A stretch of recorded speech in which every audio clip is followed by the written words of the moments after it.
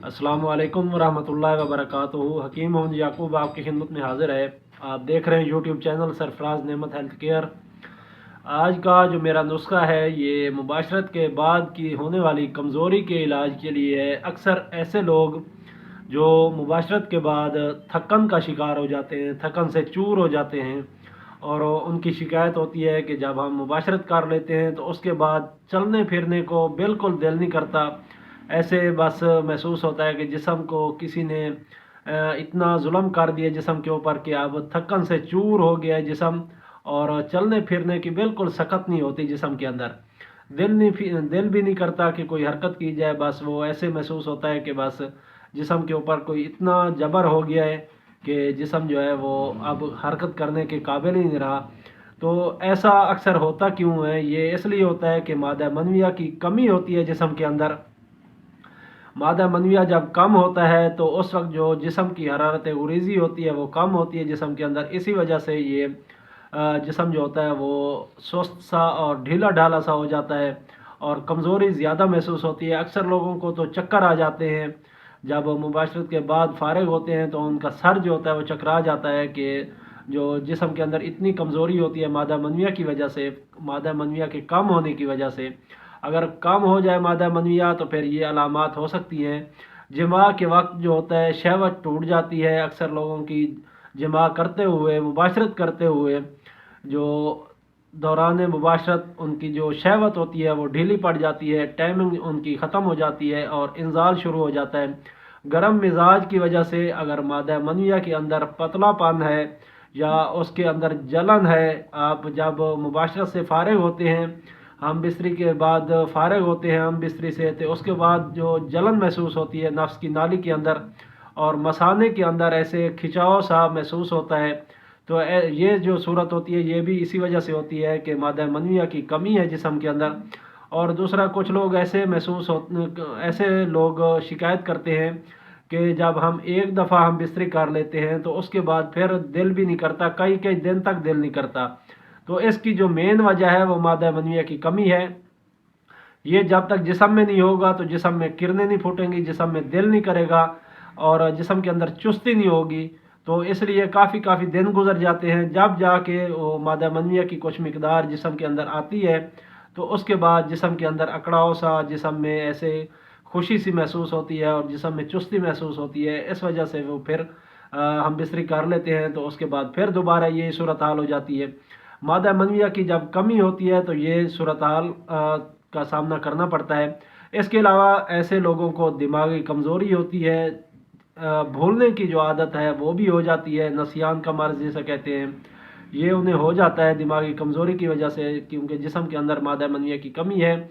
इसके अलावा जिस्म भी कमज़ोर होता है, काम करने को दिल नहीं करता, थकावट से चूर रहता है जिस्म और पट्ठों में खिंचाव सा महसूस होता है, दिल करता है बस सोते रहें, खाया पिया और सो गए, बस यही महसूस होता है कि बस अब हम सोते रहें, जिस्म के अंदर कोई काम करने की सकत ही नहीं है। और इसके अलावा जो नींद होती है वो भी पूरी नहीं होती फिर ऐसे लोगों की, और नींद की कमी होती है, नींद में बेचैनी होती है। जब रात को सोते हैं तो बार बार नींद टूटती है, जब नींद बार बार टूटती है फिर दोबारा नींद आती नहीं है, तो इन लोगों को बेचैनी सी होती है, क्योंकि जिस्म के अंदर जब मादा मनविया की कमी हो जाएगी तो ये सारी अलामात सामने आ जाती हैं। तो इसके लिए मैं आज आपके सामने एक नुस्खा पेश करने जा रहा हूँ। ये आप नुस्खा बनाएं, थोड़ा सा महंगा भी है थोड़ा सा, और इसके ऊपर मेहनत भी है नुस्खे के ऊपर। जब ये आप बना के इस्तेमाल करेंगे तो इसके जो रिज़ल्ट मिलेंगे इंशाल्लाह, आपकी जो सारी मेहनत है उसका फल मिल जाएगा इंशाल्लाह आपको।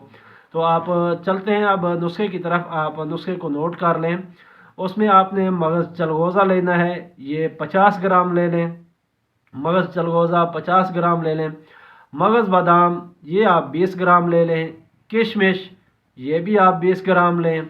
मगज़ खरबूजा, मगज़ तरबूज, मगज़ कद्दू ये भी आपने तीनों 20-20 ग्राम लेने हैं। इलायची खुर्द इसका दाना लेना है आपने, मुकम्मल इलायची ने इसका दाना निकाल के वो भी आपने 20 ग्राम लेना है। और मगज़ बकरा, बकरे की सिरी का जो मगज़ होता है वो आपने 4 अदद लेने हैं। और साथ में घी लेना है, अगर गाय का मिल जाए तो ज़्यादा बेहतर है, नहीं तो भैंस का भी चलेगा, देसी घी होना लाजमी है, तो वो आप हस्ब ज़रूरत लें। इसके बाद आप जो मगज़ है, इसका बकरे का मगज़ है, उसको साफ़ सुथरा करके अच्छी तरह धो के साफ़ सुथरा करके अलाइशों से पाक करके उसको घी के अंदर भून लें। घी के अंदर मगज़ को भून लें। बाकी जो चीज़ें हैं आपके पास मगज़ियात वगैरह हैं, उन सब का सफ़ूफ़ कर लें। और इसके अलावा आप 200 ग्राम चीनी पानी के अंदर डाल के उसका शीरा बना लें अलग। जब ये शीरा बन जाए, आप देखें कि ये गाढ़ा सा हो गया है, कवाम इसका शरबत की तरह हो गया है, तो उसके बाद जो मगज़ है आपके पास भुना हुआ वो भी इसमें ऐड कर दें, और जो सफ़ूफ़ है मगज़ियात का वो भी इसमें ऐड कर दें, और इसको 1 से 2 मिनट के लिए पकाएं। जब ये आपस में मिक्स हो जाएं तो उसके बाद इसको उतार के किसी महफूज बर्तन के अंदर महफूज कर लें। तो ये आपका जो नुस्खा है ये तैयार है। इंशाल्लाह आपकी जो मर्दाना कमज़ोरी है या मुबाशरत के बाद की कमज़ोरी है, उसके लिए ये ज़बरदस्त चीज़ है।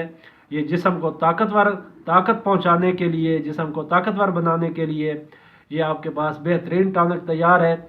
अब इसकी जो मिकदार खुराक है, जो इस्तेमाल का तरीका है वो आपने 30 ग्राम सुबह और 30 ग्राम शाम को, यह आपने खाने से पहले इस मुरक्कब का इस्तेमाल करना है। 30 ग्राम सुबह लें और 30 ग्राम शाम को लें। इसके साथ आपने नीम गर्म दूध कम से कम 1 गिलास होना चाहिए। ये 30 ग्राम जो आपके पास मुरक्कब है ये आप खा के उसके बाद नीम गर्म दूध पिएं और फिर चलें फिरें, ताकि ये जिस्म के अंदर जज़ब हो और आपको इसका जो फ़वाइद हैं वो मिल सके। तो साथ में आपने जो ग़िज़ाएँ इस्तेमाल करनी है वो गर्म तर से तर गर्म ग़िज़ाएँ इस्तेमाल करनी है। खुश्क गर्म, गर्म खुश्क, इन ग़िज़ाओं से परहेज़ करना है। ये आपने जो ग़िज़ाएँ हैं, ग़िज़ाई चार्ट, ये आपको इसी चैनल के ऊपर वीडियोज़ की शक्ल में मिल जाएंगे।